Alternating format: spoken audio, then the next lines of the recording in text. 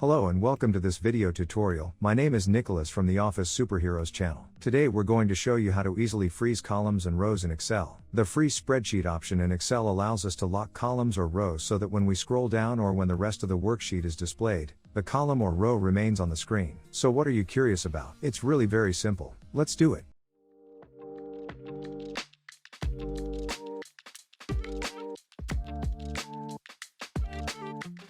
First, we go to the View tab, which you will find on the top bar. Click on Freeze Panes. Now we will see three options on how we can freeze rows or columns. We will demonstrate and explain each option in this video tutorial. Now we want to freeze the top row. We click on the option, Freeze Top Row.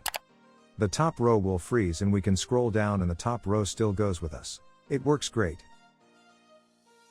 If we want to freeze only the first row of our table, again we go to the tab, click on Freeze Panes.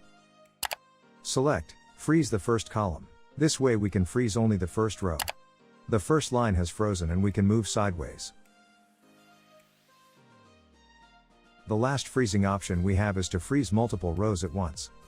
We click on the row that we want to be the last row that we want to freeze. Again, we go to the View tab and select Freeze Panes. Select the option Freeze Panels. Excel has inserted a thin line to show us where the frozen panel starts. The rows are frozen and we can move sideways. Great. One last thing before we finish. If we want to unfreeze rows and columns, go to the View tab and select Freeze Panes. Click on Unfreeze Panes.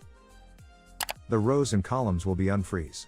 What do you say? That was easy? Thank you for watching this video. I hope it helped you. If it did, let us know via comment or like. Want to see more videos on how to learn Excel quickly and easily? Then don't forget to subscribe.